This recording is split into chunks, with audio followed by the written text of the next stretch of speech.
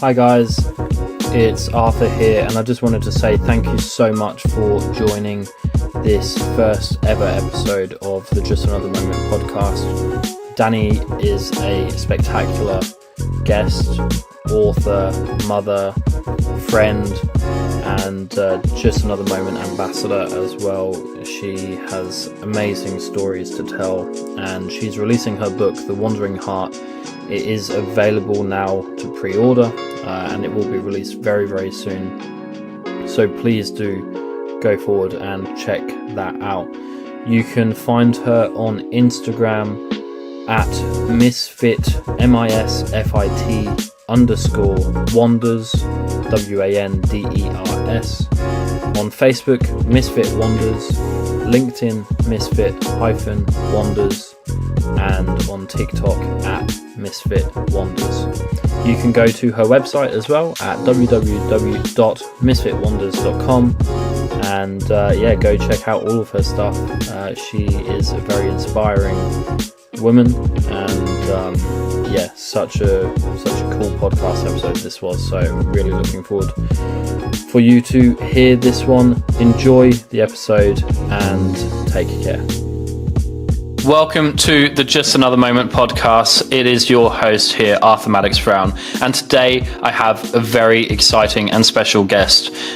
She took me on a wonderful adventure to Bosnia. Her name is Dani Rosenblad James, driven by a transformative journey shaped by challenges including a traumatic brain injury, evolved from unconventional adventures like hitchhiking and weed farming to embrace a passion for travel and sustainability. As the founder of Misfitwanders, Dani is a leading voice in eco-conscious travel, sharing captivating stories of nature's wonders and diverse cultures. An upcoming author, sought-after speaker, Instagram influencer, and eco-travel consultant, Dani's impact resonates across platforms, inspiring others to explore the world responsibly. Welcome, Dani. Thank you for being here. Yeah, thanks for having me, Arthur. That's good. How's your day been? It's been good. The weather is not the greatest here in Sweden, but it's good. No, that's Europe for you, huh? So Awesome. Well, tell me about your upcoming book, because that's coming out soon, and I want to just jump straight in there, and then we can unpack a couple of other cool things that you're doing. Yeah. So, my book. So it's loosely based on my traumatic brain injury and how I overcame it, and the journey I went through on the healing adventures, I guess you could say. And you also get little pieces of my past in there as well. So it's like I do every other chapter where it's present and then it goes into the past. And with that, the reader gets a taste of my unconventional life when I was a weed farmer, and gets to learn a lot more about me as well. So they get to see how my life was prior to the accident and then after the accident. So they get to see how much I worked. Like I did 12 plus hours a day of work. And then after the accident, I could barely do an hour a day of work without my whole body being in pain. Yeah, wow. And so tell me a bit about your unconventional life prior to the accident, and what does that look like? It's definitely not your average. So when I lived, because I'm originally from the US, and when I lived in the US, I hitchhiked the West Coast for about a year, and then I was a weed farmer for 5 years up in Northern Cali. And that was where I had a gun on my hip 24/7. I had my dog with me. I would go around on the property and check sensors to make sure that there are no bears, mountain lions, or people trying to steal. So that was my life. So it's definitely a different kind of way of living. Yeah, wow. I couldn't imagine having a gun on my hip 24 hours. I don't think I've never had a gun on my hip, so that's why I can't imagine it. So how did you get into that sort of world? Like, what was the sort of catalyst of you going hitchhiking and then getting involved in weed farming and everything else around that?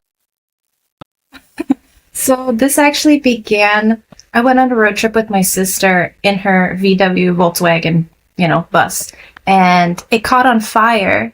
So all of us had to get out of there.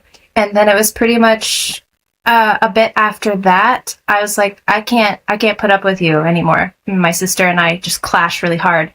And I was like, I'm getting out of here. And so me and my buddy started hitchhiking from there.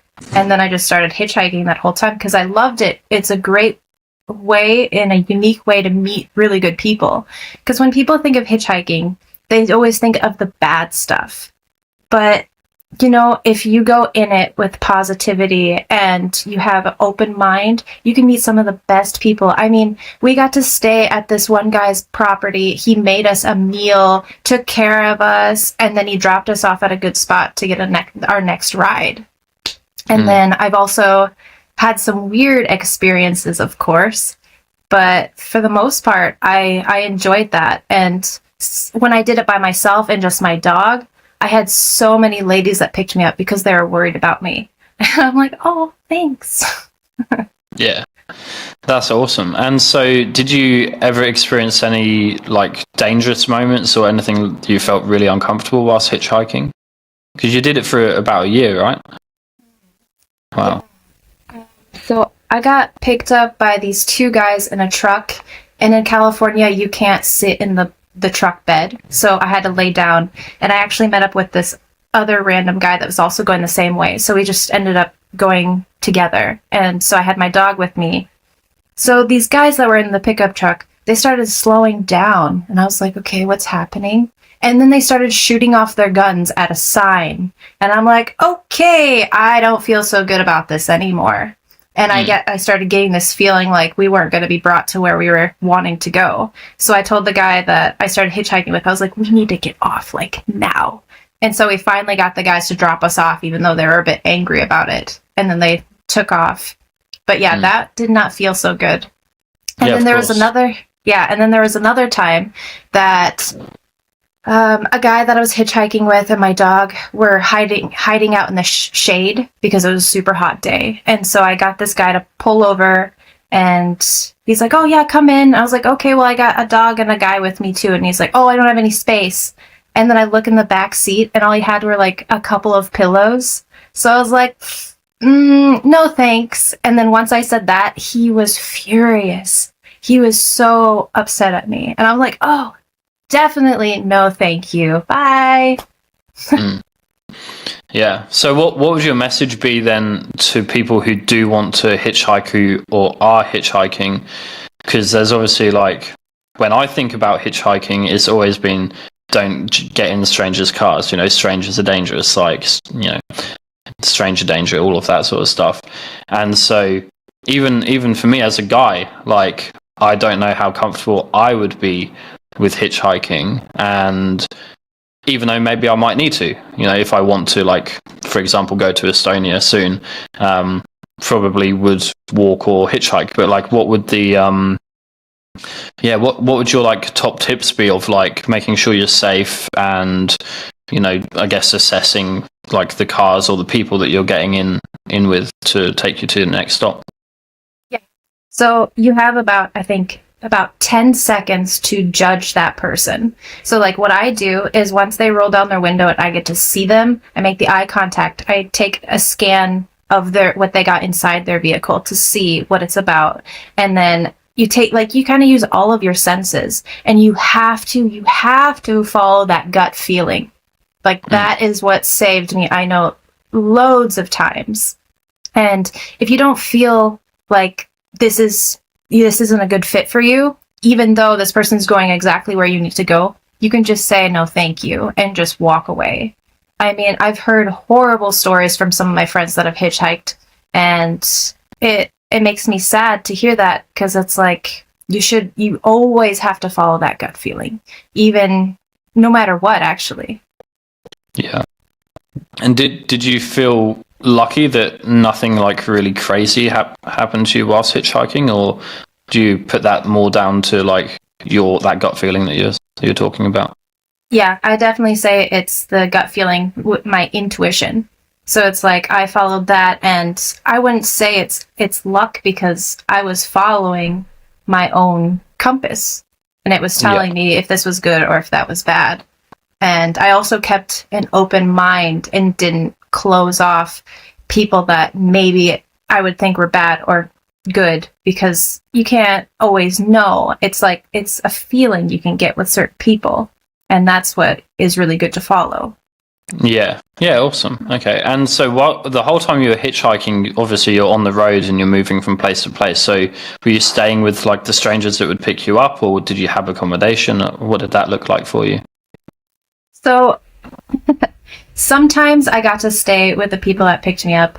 Other times I ended up sleeping in a park or under a bridge or at the train, near the train tracks or something. So it really depended on the situation and where we were at. Yeah, okay. And did you have, so like those nights that you were sleeping under a bridge or on the train tracks and so on, is that like places that you'd put yourself purposely to make sure that you were like protected from the elements, or like safer? Is it like something like that, like maybe not staying in a city or something like that, but, you know, moving, like, you know, is that like a safety conscious decision there? Yeah, it probably was why I did that. And I think it was also closer to good spots to get a ride in the future, like when the light comes, when the sun rises. And then I think it also was because I was pretty broke. So it was like I couldn't afford to stay at a hotel or something like that. And plus, to find a way to get to the hotel from the road, like to get the rides, is not always easy. In some of those places, it's like you would really have to go out of your way to get to those points. And then to get back is a whole nother journey. Like, yeah, when you're hitchhiking, just to get rides, it can take hours to hours, you just waiting. Or it could be like 10 minutes. So it really depends on where you're at. Yeah, okay. And would you, like, when you're hitchhiking, would you be walking like on the side of the road, or would you just like set up like a space where you can, you know, have cars safely pull over and so on, and then you would just stand and wait for hours and hours if that was needed? So it's a little mix of both. So it's always good to stop at a point where it makes it good for the car to pull over to pick you up. You don't really want to stop at a place where they can't stop, like, or if it's like a really busy road and then there's no pullover area, then it's kind of pointless for you to stop there as well. So it's really good to get to a point where there's a pull off, and that's where you can make, I don't know, a little camp for however long you're stuck there. Yeah, right. That's awesome. And so you did that for a year. And you said you were pretty broke at that time as well. So how did you survive, or how did you live? Was it like kindness of others, or you had like enough money that you could like buy some food here or there? Did you get any paid work or opportunities or anything like that whilst hitchhiking? Yeah, that's a really good question. So I had a little bit of money, enough for food and things. And I found out that many people that would pull over to pick me up loved dogs. So since I had my dog, they were like all about giving him food, taking care of him. So I was like, oh, I don't have to worry about him. That's awesome. Yeah. And on top of that, I ended up finding odd jobs. So it was like one of the jobs I ended up doing was working on people's lawns and weeding it or some things like that. So it was just little odd jobs that I could find. And it really came from talking to the right people. And some of those rides I got, they were willing to help me out as well. So that was very awesome. Yeah, no, that's awesome. And so you said that it sort of started when you fell out with your sister and you just were like, okay, I'm off on my own. So you didn't have a plan to hitchhike, and then you obviously hitchhiked for a year after that as well. So did you have a sense of where you were going, or you just on an adventure? What was the sort of mindset when you were like, okay, I'll just start hitchhiking? What was the, I guess, the plan that you had with that, and then did it change along the way? I guess I would have to say it's go with the flow. So I was hitchhiking with my guy friend, and then we had my dog with us. And he had some friends up in Oregon, So we actually stayed there, I think, for like a month at their place, and all of them were pretty much hitchhikers, some punks, all kinds of different kinds of people there. And that was really exciting and eye-opening to a whole nother life that I didn't really know so much about. And then the other times I had some friends up in Northern Cali and found out that they were doing some weed farming stuff. So that's how I ended up starting on the journey of becoming a weed farmer, is because I knew these guys were doing it. And then I got my hands into it and I was like, I really like this. This is so eye-opening and peaceful. It, like, working with those plants, it's definitely a tranquil thing you can do. Yeah, that's cool. And then, so I guess that's a good transition into the weed farming. So how long were you doing that for? I think you said 5 years. Mm-hmm. Yeah. Yep, I did it for 5 years, and at first I was just a trimmer, and I realized, I have ADHD. I can't focus on one bud, like, or I overly focus on it, where I'm like, it has to be perfect, and then it's like 30 minutes have passed or something, and it's like I still have this one tiny one, and it's like within an hour you're supposed to do a pound. So I was like, ooh, I'm a little behind. Yeah. So that did not work for me so well. And then the owners of that property gave me some other jobs to do. And then so I started doing more of the hard work, and that I really enjoyed. And it was, I think the next year is when they're like, you should become one of our weed farmers. And I'm like, yes. So then I started doing that, and I was a weed farmer at, I think, three or four different properties the whole time I did it. And it was that last, so it was that last property that had such an impact on me, because I connected so well with some of the locals in that town. And all my experiences there are one of a kind. Yeah. Yeah, awesome. And I guess with the weed farming, because I'm from Australia, so, any cannabis basically is not allowed at all. So how was that for you? And how old were you at the time that you got involved in this? And then, like, what was the legality of it as well? Was it very out of the realm? I think I was 21 when I started that. Yeah. Wow. And it was in the gray zone at that time. So it was like, it was accepted, but it was like, you can only do so many, and you have to do this or that. And so it was a little iffy, but it was still okay at that time. It was just that working on a couple different properties, you kind of have to make sure that you're following the little guidelines with it all.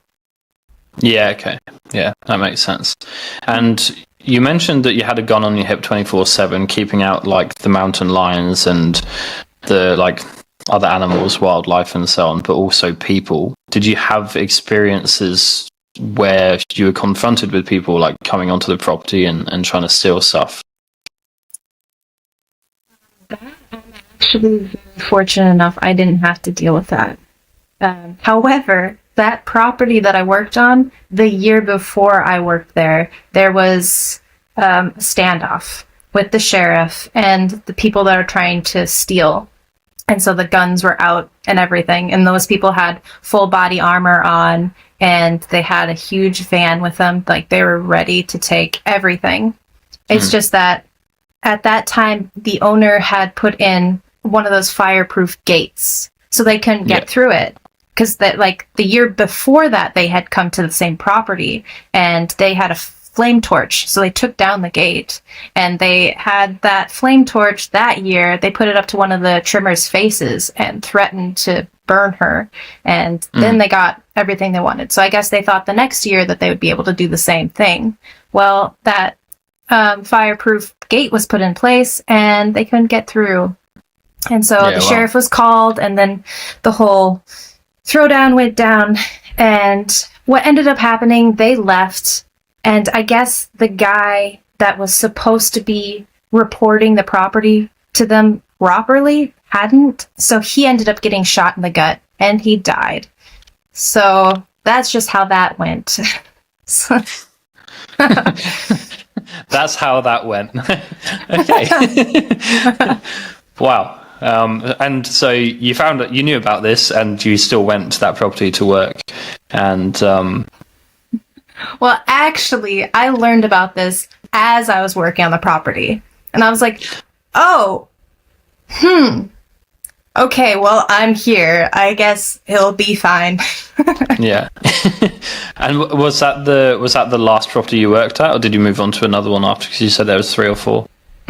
Yeah, that was the last property. I think I worked there for a couple years, and I really enjoyed working there. It was just the whole reason that I left the last time was because the property was robbed when we were away. Because the whole season, the weed season, ends before winter time. And so winter time you can do whatever you want. And that's usually when I would go travel in the States. And then when we came back this time, everything was gutted. Even my truck, because I had left my truck there. And my truck was missing its tires. It was missing parts of the engine. It was missing some of the windows. Like, it looked horrible. And then I looked at the door of the cabin and it was definitely broken in. We go in there, we see where some of the paintings were, and they were just shredded. Like, they were looking on the back side to see if there's anything there. We had a container that was broken into, and they took, like, old trimmings from the plants and stuff. And yeah, I was really sad because I had left some of my stuff there. And then I had left the guns there too, because the owner of the property didn't tell me what to do with them. So like, oh, it'll be fine there. And he's like, yeah, sure. So it's like, oh. And then after that, I was like, I don't want to do this anymore. And this was also as I was healing from my traumatic brain injury too. So it was like, on top of that, I did a year working on the weed farm as I was healing from my traumatic brain injury as well. And that it was good that I did it because I think I really needed to be surrounded by the plants and to be within nature.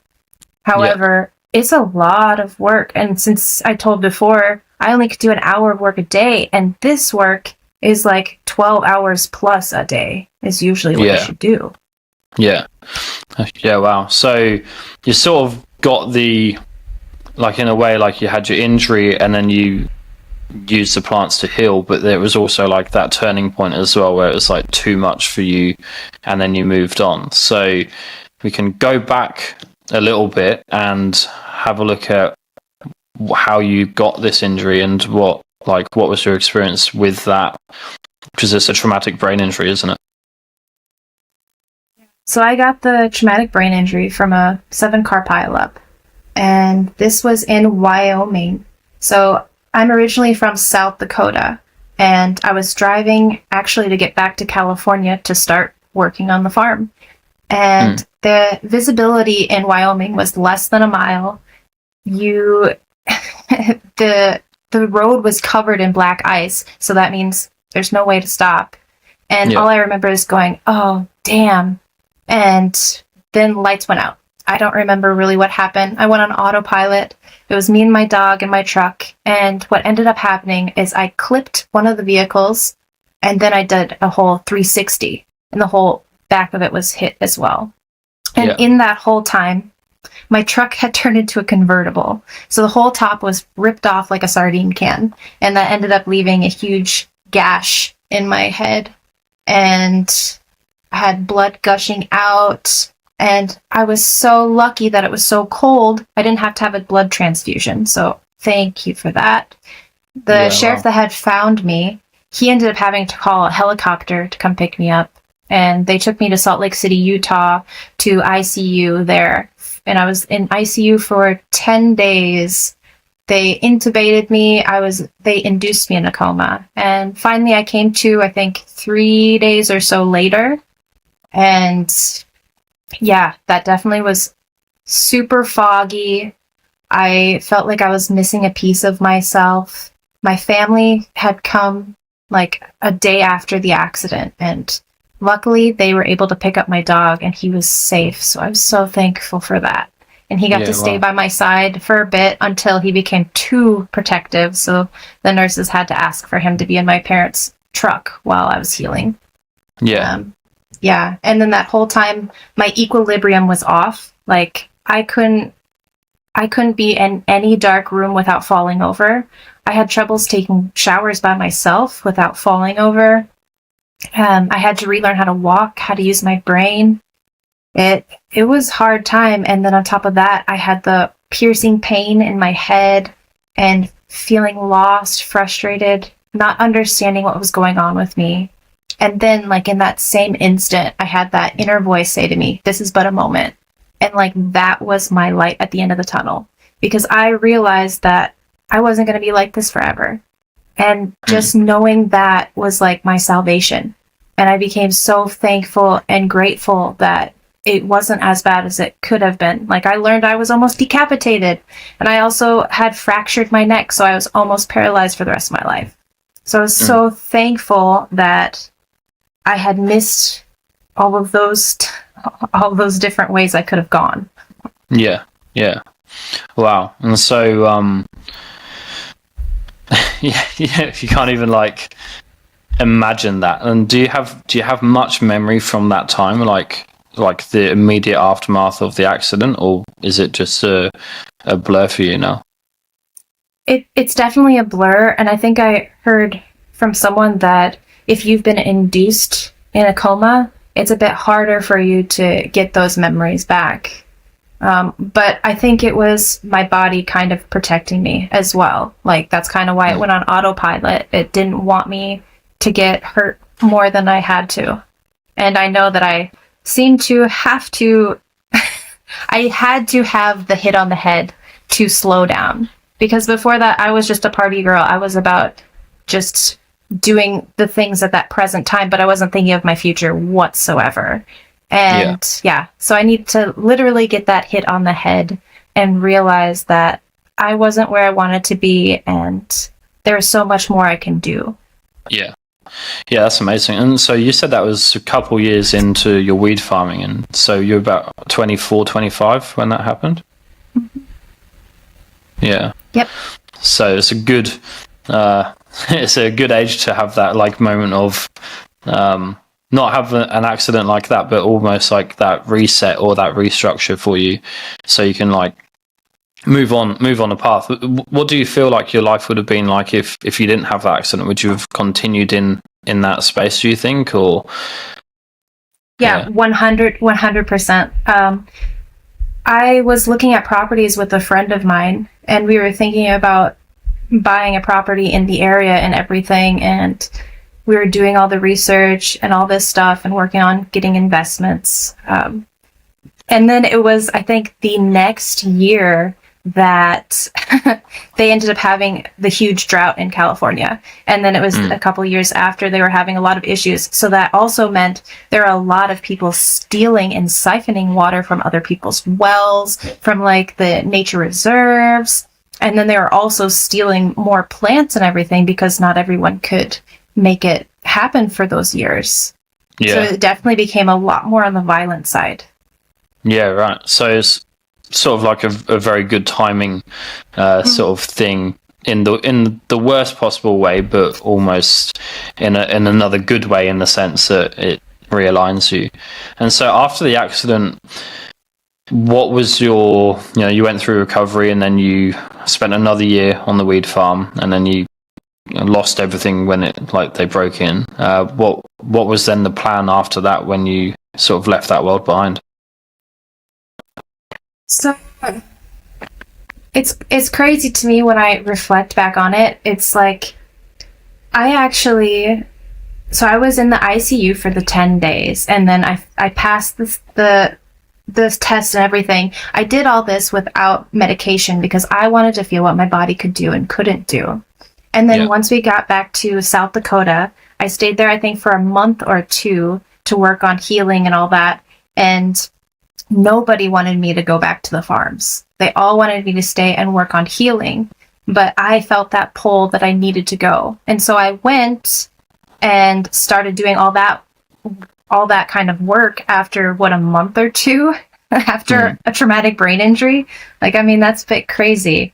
So then I did all that, and then I think it was through the whole experience when we went back and had all this, seeing all of the things that were stolen and everything, that's when I realized that, oh, I think we should just go back because I wanted to be with my family and friends. So then we went back. Oh, and then all this mix. I got married, I guess I should have mentioned, to my Swedish hubby, who had my back through the best of times. So it's like the whole time that I was healing on the farm, he would see me in such pain, and he would be literally putting me to bed and telling me to stay there because he could see that I was overdoing it because I'm a bit stubborn. So he was definitely a lifesaver and helped me save myself, myself from me. But yeah, so we ended up going back to help my parents with their business because my father had a roofing business, like on the top of the houses, working on that. So we did that for, I think, a couple of years to help them because they definitely needed the help. And that was super, super stressful because I became the secretary, the person with all the paychecks for everyone, the one that orders all the material, the ones make sure all the jobs are being done properly. Like, I was doing pretty much all of it. And this is when I'm healing with my traumatic brain injury on top of that. So, I mean, in that sense, it was good because I got to use my brain and help it be able to heal and see what I can do. I didn't limit myself. However, I also didn't know when to really pause until I was in so much pain. And that, I think, was another thing that it was good that we got away from that when we did as well. So after those couple of years, we moved to Sweden, and now we've been here for 6 years. Oh, nice. Wow.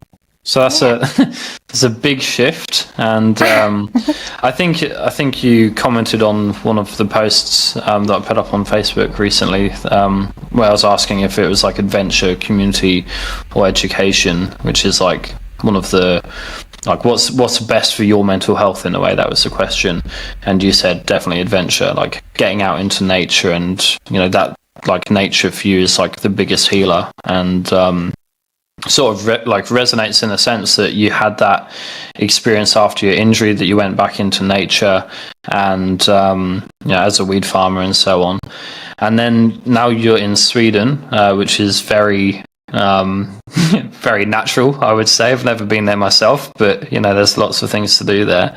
And how did you find that move, right? Because you've obviously had a life in the US and you've been traveling around, and how was that move over to Sweden?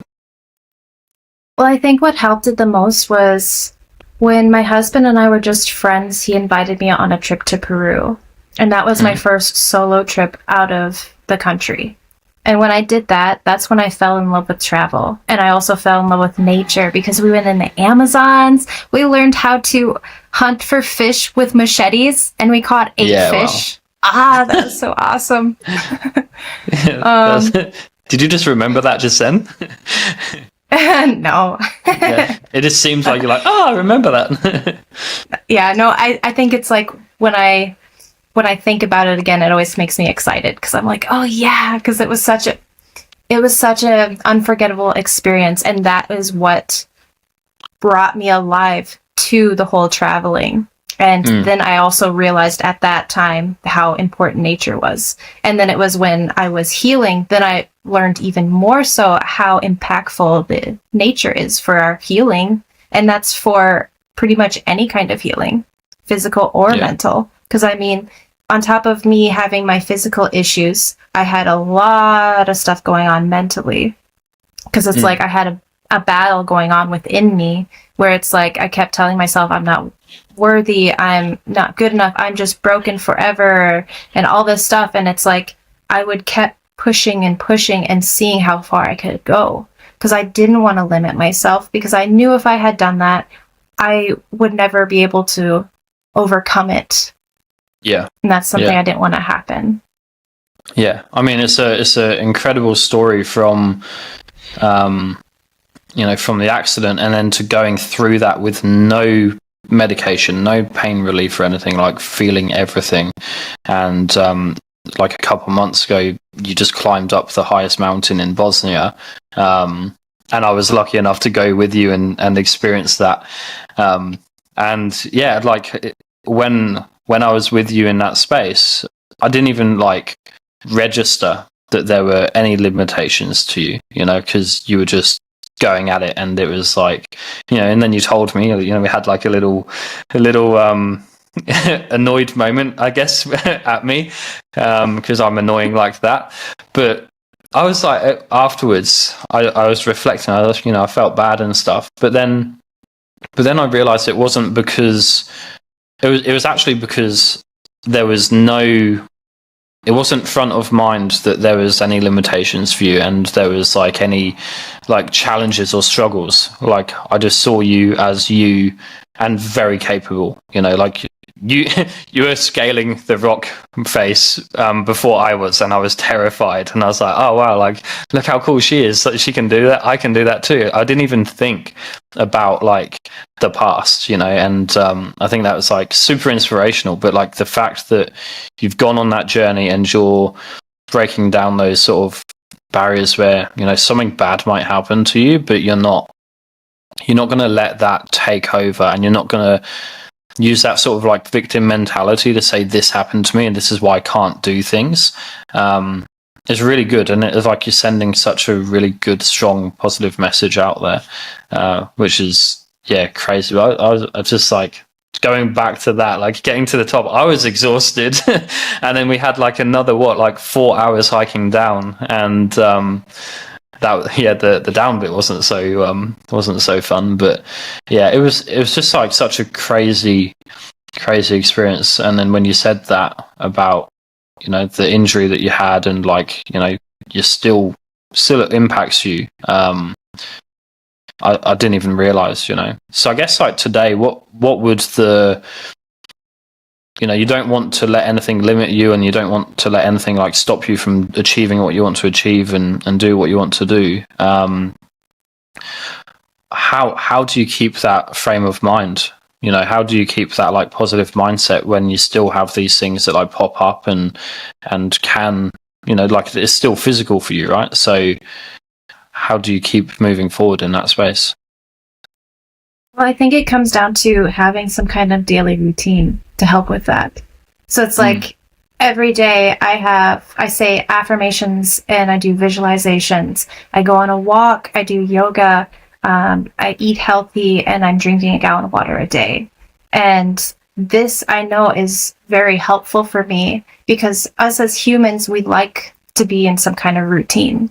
And once we develop a routine and we stay with it, it's going to make such a huge difference. And then on top of that, when things are not going your way, I work on always remembering that there is always good in every situation. So no matter how bad it is, you have to remember that there's another side to it. And it might not be able to be seen at that moment or anytime soon, but you have to believe in that, and then eventually you will see it. Because it's like, if you really let a bad situation eat you up inside, what are you getting from that? All you're getting is you're hurting yourself. If you think in a different perspective and look at it at another view, that can help you realize that it's not as bad as it seems, or that you shouldn't let it affect you as bad, because then it's giving this other person the power over you and they don't even give a crap.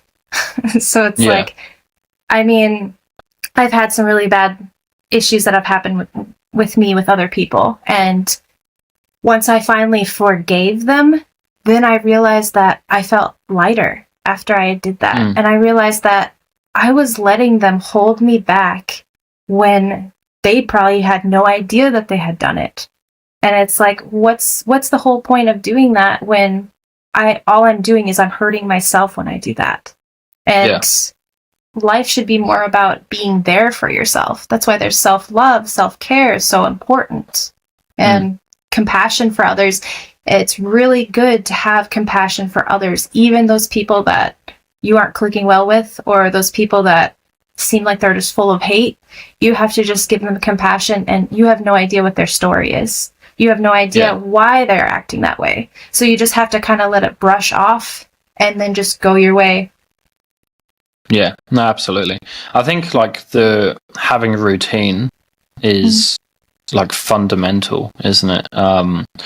Just for that peace. And I struggle, and I struggle with like establishing a routine. And sometimes I'm like really good with it, and other times I'm not.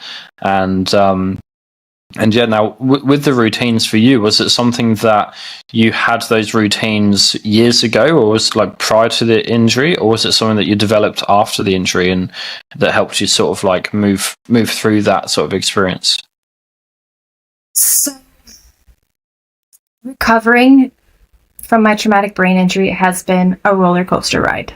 It's definitely has not been a straight path, and I've definitely had my ups and downs. And through that whole time, I think it has been maybe more these past years where I truly realized more about self-love and self-care. And then I read The Atomic Habits, and that is what helped fuel me to start creating my own routine. And then I also found 75 Hard. And then I was like, oh my gosh, this is going to be helping me so much. And so it's just recently after our trip that I started doing 75 Hard again, because I was like, I need to get back in my routine. And after I do the 75 Hard, I will keep it going, but I might not be as intense with myself. Like I'll give myself days, like a day or so, to like not have it completely everything all at once. Yeah. I think it's, definitely. I think with routine, it's like I try to play by the rule of don't skip twice, so if I miss a day of doing something, like whether it be like, if I have a set time to go to bed at like 10:30, if I miss it, then the next day I have to achieve it. Or if I miss going for a walk or doing push-ups or something like that, the next day I have to achieve it, because if you miss twice, then you're more likely to miss the third and the fourth and the fifth and so on. So, so that was really, I think that's one thing I sort of try to stick to. But it's one thing I tell all of my clients as well, like trying to build routine. This is what you need to do. And then even if I struggle with myself, I can see the benefits that it has for my clients as well. And so routine is like really, really important. And I liked what you said as well around, like your journey has been very up and down. Like it's sometimes been like, oh, it's like just bad day. But then that there's like a good day coming. And I always have this saying, I've got like two things, but the first thing is, the way I look at bad days, like with my own mental health, is it's a bad day, and it's like a cloudy day, right? So you could look outside and go, it's clouds or it's raining or something like that. And I changed my attitude to being like, instead of going, oh, it's a rainy day, it's always like this, I just say it's a rainy day, and that means it's one day closer to a sunny day, and understanding that like life is like the weather. It always moves forward and it always changes. So sometimes you're going to have that sunny day, sometimes you're going to have those cloudy days. And when it's a sunny day, it's about appreciating that, making the most of those sunny days. And when it's a cloudy day, it's just going, I've been here before, I've got through this before, and I know I'm one day closer to that sunny day. And that's something you said before. It's like made me just connect back to that message, where it is so important to know that, you're struggling, but if you're doing the actions to help with that, to get out through those routines or through those actions and habits and so on, then you will get that sunny day a little bit quicker. Does that make sense? Yeah, 100%. Yeah, I think it's about prolonging the positive moments in life and reducing the not so positives, right? There's another thing that I think of when you say that is your wording. Like, instead of being like, oh, it's such a bad day, or it's always like this, you could be like, oh, I get to play inside instead, or, oh, I get to have more time with my friends doing this instead of going out and doing whatever you were going to do. So it's like seeing the positive in it instead of being like, oh, negativity, blah, darkness. Yeah, yeah, absolutely. It's funny, like the change of one word in a sentence sometimes can create a whole new meaning.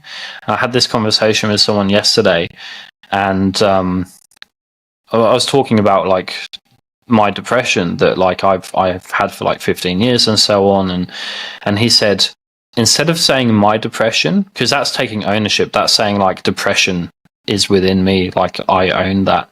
Saying the depression is something that I've had, like the depression instead of mine, and it releases that ownership of what you have had in the past, and saying, you know, it's there and the depression is coming back, but it's not mine. I don't want to own that. And so I was like really fascinated by that perspective, and then it linked back to like my perspective on life. When people ask what is the meaning of life and what is the purpose of life, and people are always trying to answer those questions, what is the purpose of life? And so I always thought about that, and I was like, well, I don't know what the purpose of life is. I don't know what the meaning of life is. It doesn't make sense to me. And then for me to find my purpose and move forward, it was about changing the two words within that sentence. So instead of what is the meaning of life, or what is the purpose of life, I would change it to what is my meaning in life, what is my purpose in life. And it takes away from what the world owes to you and what you can give back to the world. So I just find it so fascinating that, like you said, oh, it's a cloudy, rainy day outside, I can't do anything, and it's clearly not because the sun's shining on my face. But it's a cloudy, rainy day, I can't do anything, to being like, yeah, I can play inside, I can do this. Like, it's just changing the perspective and changing the attitude with that. So have you had any experiences where you've actually had to apply that for yourself, and like one standout moment where you've had to go, oh man, and then change the meaning and create a new context for that day? Yeah, 100%. So there's these words that a lot of people use pretty regularly, and it's I'm trying. And saying that means you're trying to make it happen, and it's kind of making it sound like it's never going to happen because you're saying, I'm trying to do this, I'm trying to do that. So what you should say instead is, I'm working on. So it's giving it more power, like it's happening right now because you're working on it instead of trying. And that, when I've changed that, using I'm working more than I'm trying, I have noticed a lot of things have changed in my life. And it's like I've gotten more connections that I needed at the right times. I have felt better in my mind. And yeah, my headspace has been a lot clearer when I use that. Because when I'm trying, it kind of feels like it's a struggle as well. Because when you're trying something, it doesn't fully mean you're there yet, and you're maybe having trouble getting to the destination you're trying to get to. But when you're working on it, it means that you're getting into it more, if that makes sense. Yeah, absolutely. Yeah, it's sort of like in the business context, it's like I'm working in or I'm working on.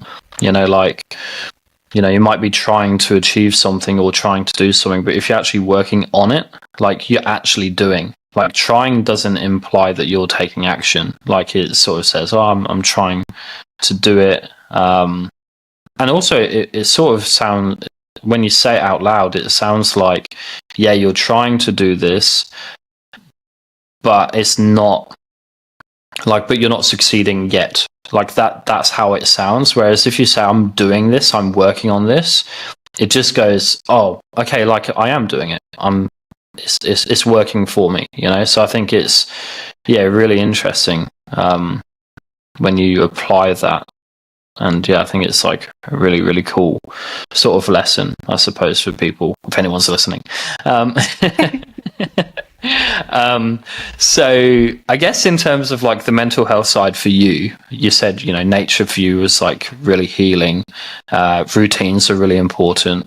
What have been like some of your own personal challenges? You know, you've had a giant physical challenge and whatnot, but what's like been the personal challenges, like personal demons that might have popped up or anything like that along the way through the healing journey, but just through life in general? have to say a bit of depression, because I mean, having your whole life turned upside down, that is really hard, and how you would always compare yourself to how you used to be, and then to see where you're at that moment, it's really tough to accept it. And I know there were times definitely that I was so depressed, because it's like I literally couldn't do anything because I was in so much pain. So I'm just stuck in pity in the bed for days because I can't do anything. And like when I visited my family in Florida, because every winter they used to go there, and the humidity would get to my head so bad that I ended up having to stay in their RV for like months while we were visiting there. And I felt so upset, frustrated, and depressed almost the whole time we were there, because they would get to go out and play in the ocean and do all this fun stuff. And it's like, I would go out sometimes and then I would get that horrible pounding pain in my head where I couldn't withstand being outside any longer. And then I would end up having to go inside and lay down. And so like having my freedom taken away like that, it was really difficult to deal with. And that was something that I kept pushing and pushing against. Something I've learned, that humans, we are supposed to be in full surrender in certain like situations, probably like that. And I definitely did not do that the whole time I was healing. I was fighting and kicking and screaming the whole time. But it probably would have been better if I would have just surrendered and accepted it. Then I think I maybe would have healed faster and been able to do the things that I wanted to. But, you know, I didn't know anything about this kind of mindset at that time. And I was going to go out kicking and screaming and seeing what I used to have and what I didn't have. And that's also another thing, is when we hold our minds to all of the negative, that's what we're bringing back. It's like, if we can stay in a positive mindset where we are seeing like, oh, I'm going to be like this in the future. I'm going to be able to walk. I'm going to be able to hike. I'm going to be able to have fun outside and all this stuff, instead of seeing like, oh, I can't do anything. I'm miserable. There's nothing I can do. My life is horrible, la, la, la. Like, that's what we're bringing back. And that's the same with positive and negative. So I've learned over the whole healing process and all of it that you definitely need to stay positive no matter what's going on in your life. And that is super hard, I know. But it pays off when you do that. And besides having the whole depression at times, because I mean, most of the time I was pretty good at staying positive while I was healing. But of course, you can't stay in that mindset forever, especially when you have all those pains. And it's so hard not to compare yourself to the past you or to other people or all this stuff. So it's a difficult journey. And while I dealt with all that, I had issues with my memory. I found out I had ADHD. I guess I've always had it, but it was heightened after my accident. Yeah. And so that was quite interesting. I had to relearn how to deal with it, and how to be able to focus long enough to be able to have conversations and things like that. But yeah. Yeah, that's a lot. Hey, I think like one thing I learned very early is like comparison is the thief of joy. I love that saying, because when you compare yourself to other people, or you compare yourself to your past self, it just puts you down. Because unless you're comparing to someone that might not have as much as you, but then you might just feel like a bad person for being like, I've got more, right? So it really steals your joy.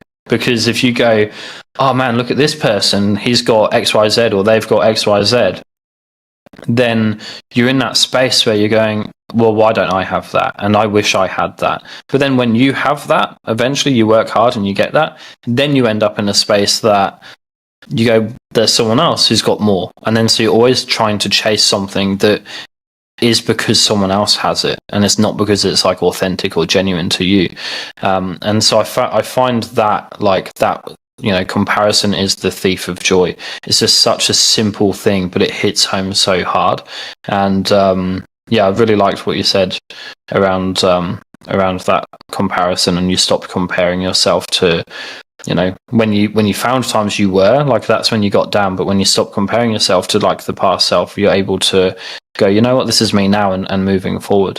And I think also you said something about like staying positive as well. And I find staying positive is such an important thing in life, because it just sets the tone for everything. But there's a difference between like being positive and then having like that toxic positivity as well, right? They say you can have affirmations that you say, but affirmations are good, but it depends if it's genuine or not, right? So if you say I'm a millionaire, when you're not, that's like the sort of toxic positivity, which might not be as good as saying I will become a millionaire. I'm doing what it takes to become a millionaire. So it's actually like framing it in the sense that you're making it possible, but because you're saying that you're taking action towards those steps, rather than just saying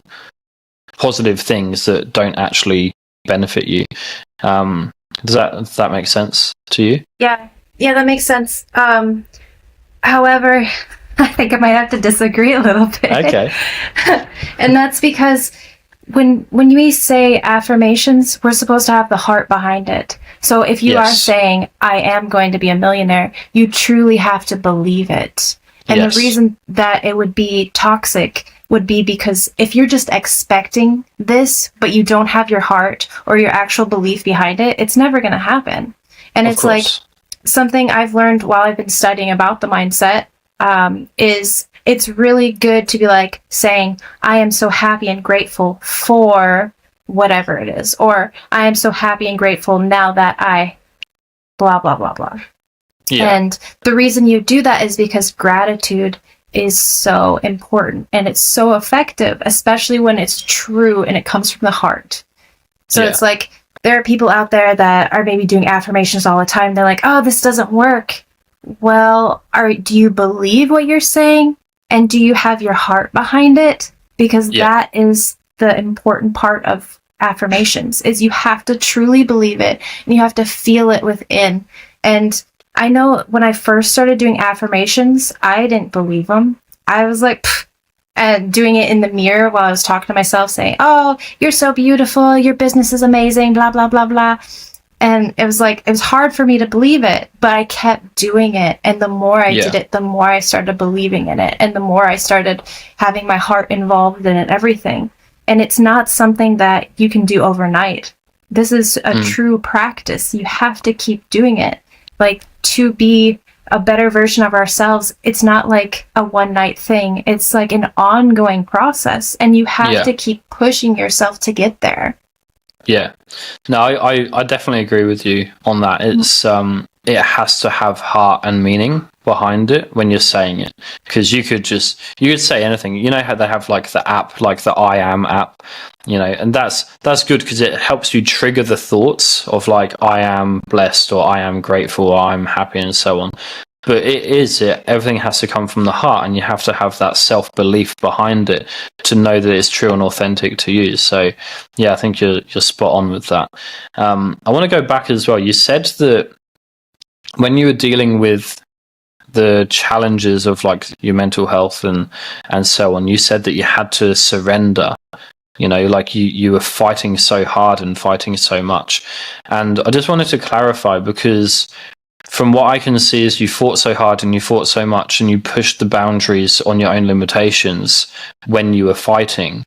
And this, if I put it in my frame of mind that I'll surrender, like what I did when I had my injury, I just surrendered and I just gave up, right? And I just didn't do anything. So I think for you meant surrendering in a different way, where surrendering to like what you needed to do to heal, perhaps. Whereas for me, I just surrendered and said, well, I can't do this anymore, and I can't do that, and and then I just got in a really bad headspace, being like, well, what is my life? There's nothing that I can do now, right? Whereas for you, it's more surrendering to what's going to benefit you to really help, whilst you're still pushing those boundaries and testing your limits.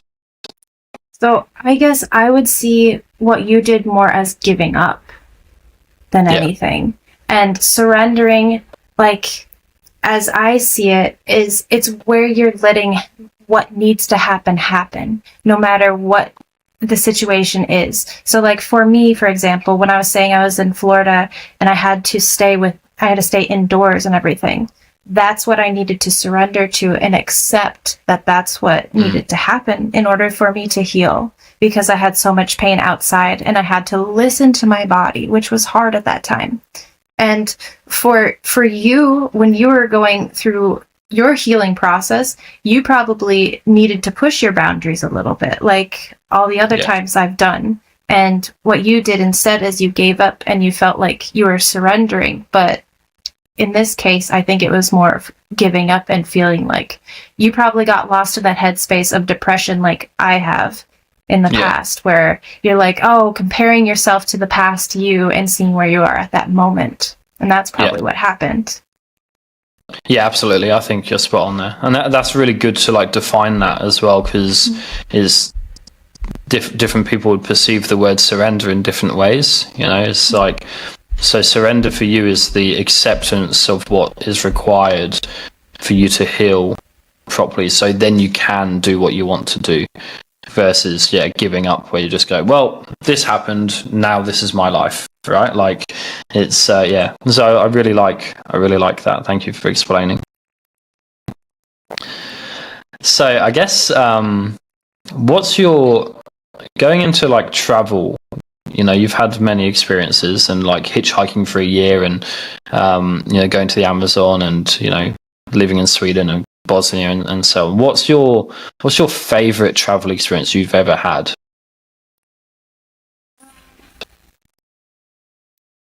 I think I have like kind of three. Okay, go all of them. So I have Peru and Bolivia because that was the same trip. Yeah. So Peru, because I had the Amazon experience and I did ayahuasca. That was mind-blowing. I need that for another podcast. Yes. And then Bolivia, I met some of the most nicest people I've ever met there. I mean, I ended up going and climbing the deepest canyon, or one of the deepest canyons, Colca Canyon. And that's like in between Peru and Bolivia. And I did that with an American girl and an Australian girl. And we did that and everything. I ended up walking my shoes to their death. Like, they literally melted because it was so hot, and I had crappy shoes because at this time I didn't really know much about hiking. Well, I mean, I did, but I was like, I don't need fancy shoes. And I was like, so going back up, ooh, that was tough because it's so uneven. And but yeah, that experience for Bolivia. Oh, and the salt lakes in Bolivia are amazing. And I just, locals, meeting all the locals, that is something I love when I'm traveling, is meeting the locals, trying the cultures they have there, traditions, just literally experiencing the country is my favorite. Yeah, no, that's awesome. That's really cool. And what's your opinions on solo travel versus, traveling in a group or with other people? So I think it's been changing recently. I'm used to doing a lot of solo travel, and now I've been traveling a lot more with the family. Yeah. However, I think it was maybe 4 or so years ago, and that was actually the third place that I really loved, and that was when I went to Croatia, and I did that as a group trip, and that was the first time that I had ever done a group trip, and those women were the best women for that time, because that's when I got the horrible news about my father passing when I was on that trip. And Yeah. all of them were so helpful with me to deal with that and cope with it. And it was actually Alex from Croatia that gave me a candle when we were at a viewpoint with the cross and everything. And she's like, here you go. This is for you. And I was just so thankful that all of them were there and all of them were trying to be supportive in some way and everything. And that's exactly what I needed at that time. And I think that's probably what helped me be more open to group travel. Because before I was kind of like, I like being on my own schedule. I like being able to do what I want to do when I want to do it. And then when it's a group, you don't really have so much say because there's more people involved. And it's not always known if you're going to get along with everyone or not, too. Yeah, of course. So that they were like, you knew all of them before you went on that trip? No. Or you met? So you were solo travel, but then you met them on the group, and yeah. Well, so what happened was I actually signed up to do the group trip. Yeah. Okay. And so then we all met up there, and then so many of us just clicked, and then we kind of went in our separate groups of girls and hung out. But it's like when I got this news, they all came to me and they all were supportive and tried to tell me a story that they've gone through or seeing how they could help me in some way. And just having all that love and compassion right when I needed it was what I needed. And I was so thankful for it. Yeah, that makes sense. I think sometimes it's pros and cons to your solo and group trips, right? Like you said, in solo travel, you're on your own schedule. If you don't want to wake up, you can lie in, then you can go explore. You're not tied to anyone else's expectations or needs or wants. But then in the group trip, you have that social connection and you can do things, but there's that risk of maybe not getting along with a couple of people as well. One thing I find about solo travel is it can actually be more social sometimes than if you were just traveling with one of your friends, because if you travel with a mate, then you're just sort of with them and you're still tied to the schedule that they want, and you sort of have to have that fine balance. But then because you got your mate with you, you're not necessarily open as much to meeting other people. Whereas when you're solo travel, you have that opportunity. You could go somewhere, dinner on your own, or go to a bar on your own, and then you might just meet someone and have a conversation, and you actually expose yourself more to the potential or opportunity of meeting more people, which is really, really cool. So yeah, I love that. And for I guess for a community basis and so on, how you mentioned on that group trip, it was a community came together for you and really rallied behind you and supported you. Do you feel in life that community is important? Because you've done a lot of things on your own and you've traveled on your own. Where do you sit with that side of things, I suppose? I think I've realized more and more how important a community is. And it was when we went on our Bosnia trip, that's when I think I realized even more so how important a community is. At least having a few people together where you can help each other and be able to do any kind of bonding or whatever. I think that is really important. And with the community, that is something that, you can have, definitely. Yeah. Yeah. And then I think also, because I have a couple mentors right now, and that was something they pointed out to me is I need to find a community. I need to find my community. And when you have a community, you have people that you can connect with that are like-minded, that are probably in kind of the same headspace as you. They can be supportive, and it makes you feel like you're not alone. And I mean, I'm an entrepreneur, so being an entrepreneur, you have a lot of time where you might feel solo and alone because you're doing your business by yourself if you're a solo entrepreneur. And not everyone really understands what's going on with that or can connect with you, especially if they aren't doing it themselves. So it can be a solo and lonely time. Yeah, absolutely. And leading on to that, because you are, self-employed and you've got a lot of different buckets and a lot of different hats. What's your next steps, right? So you got your book coming out soon, but you're in-demand speaker. You've like a travel blogger, influencer. Like you've got a lot going on. So what's your next steps, right? So you got your book coming out. So tell us a little bit more about that. I mean, I know we introduced and started on that topic, but yeah, moving forward, like what's the next sort of like 6-12 months look like for you? I think I'm going to be doing probably a lot more traveling, and that will be more focused on my book and speaking engagements. So I've reached out to a couple of businesses about speaking, and I'm going to be doing some speaking events for Thrive magazine. And then I think I'm probably going to be doing some for She Rises Studios.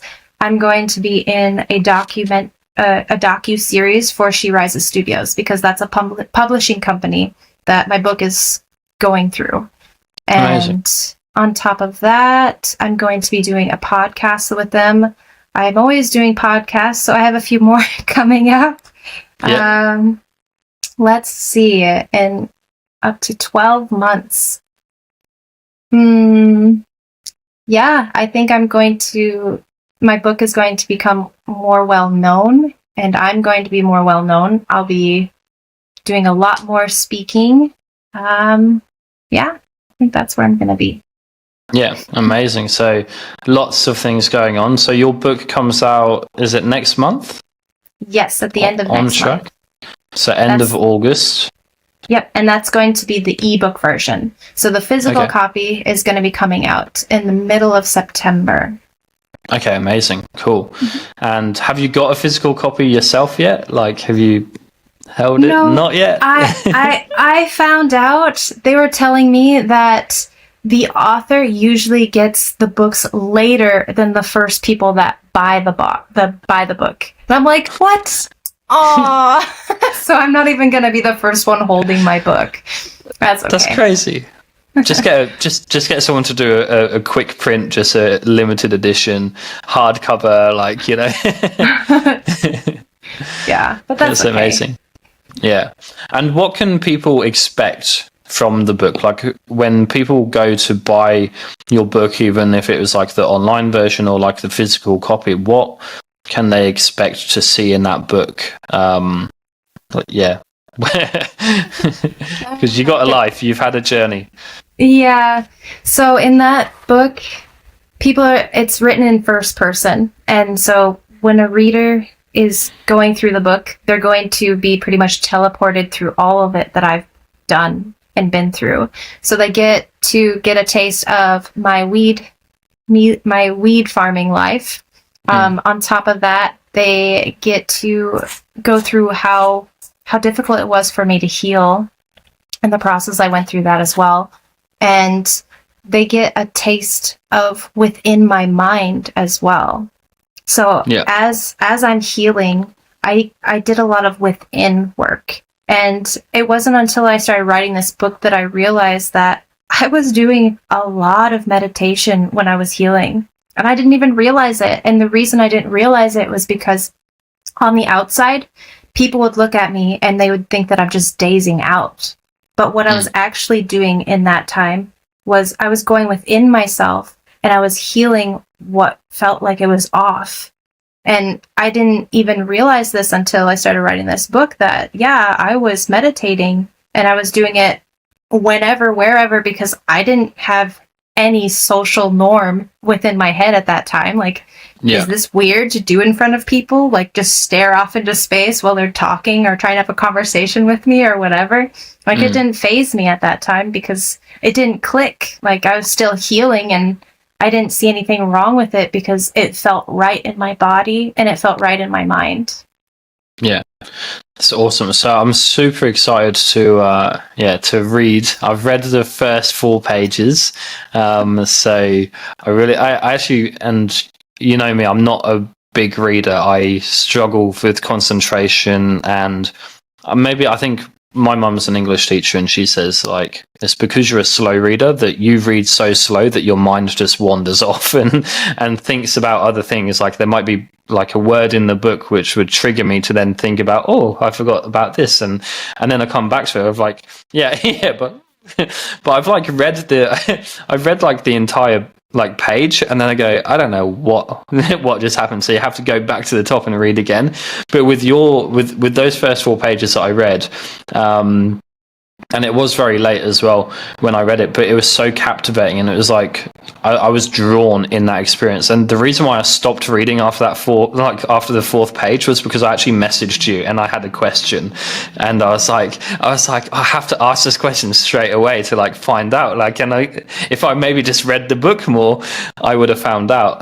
But it is such a very it's a very real book where straight away you're in that scenario, and I'm really excited to like keep reading it, and yeah, get my own copy when it comes out.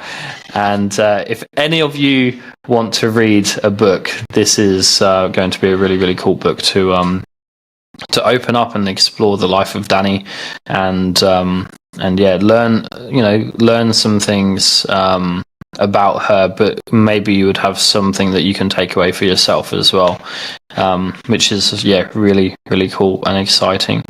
So yeah, is there any anything that you want to leave today, having like the listeners know about, or any takeaways you want to make sure that they've got, so they can go out and apply that for them in their life, outside of buy the book?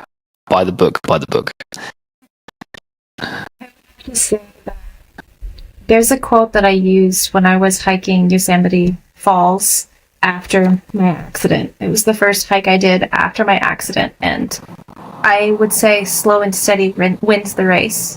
And I would just repeat that, slow and steady wins the race, the whole time, because as I was hiking that, I had to take breaks like every couple minutes because I had that pounding pain in my head and tears running down my face, and just I felt like giving up so many of those times, but I kept pushing forward.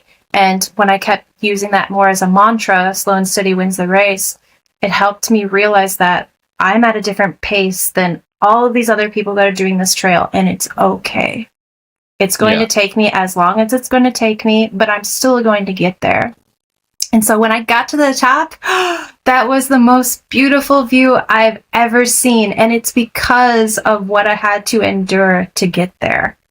Yeah. And I just want people to realize that, life is not easy. It's not hard. It's what we make of it. Of course, it still was really hard for me to do that. It was bloody hard for me to do that. But since I remembered that slow and steady wins the race, that is what helped me so much. So I love it. Yeah, it takes me to like one of my sayings that it's like progress, not perfection. It's like you'll never be perfect at anything. You'll never completely get something right, unless it's a very easy multiple choice quiz. But you'll never be perfect. There's always something to improve on, and so it's about making progress in each step. And you don't have to sprint. You can go slow, and as long as you're moving forward in that space, it's that's the main thing. Is if you're making progress and you're taking steps forward to achieve that goal, then beautiful things can happen. And like you just said it there, when you're hiking up, you have to take those breaks. You have to stop every now and then, and it's frustrating, and it's so aggravating sometimes. Like I had that experience on Kilimanjaro, and you stop, but you just want to keep going and you want to get there, but there's no rush and there's no race with it. You run your own race, you have your own pace, but when you get to the top, that's a reminder of all of the physical challenges, limitations that you may have had in the past, but it's also like the reminder of like how strong you are mentally to keep going, because you don't have to, like you don't have to go up to the top. No one's pushing you, no one's forcing you. But it's like that own drive and determination within that gets you there. And I even saw that with you in Bosnia. It's it was a big long day, and it was more. I actually think getting to the top of it was like the easy bit, right? Like it was hard.